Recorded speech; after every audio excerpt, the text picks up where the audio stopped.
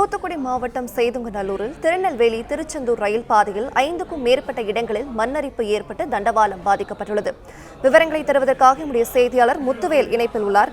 முத்துவேல், வணக்கம். ரயில் பாதையில் 5 இடங்களில் மண்ணரிப்பு ஏற்பட்டிருப்பதால் ரயில் சேவை பாதிக்கப்பட்டுள்ளதா? விவரங்களை பதிவு பண்ணலாம். கண்டிப்பா. தூத்துக்குடி மாவட்டத்துல நேற்று முதலே கனமழை பெய்து வருகிறது. சாத்தான்குளம் சிறுவண்டம் பகுதியில அதிக அளவு மழை பெய்யப்பட்டுள்ளது. இந்த சூழ்நிலையில் தற்போது தாதன்குளம் பகுதியில் உள்ள அந்த ரயில்வே கேட் முழுமையாக காட்டாட்சி வெள்ளம் கரைபுரண்டு ஓடுவதால் மணல் எரிப்பு ஏற்பட்டுள்ளது.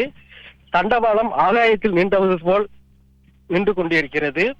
இந்த பகுதியில் தொடர்ச்சியா மழை பெய்து கொண்டிருப்பதால் ஒரு 300க்கு மேற்பட்ட கிராமங்கள் துண்டிக்கப்பட்ட சூழ்நிலை ஏற்பட்டுள்ளது.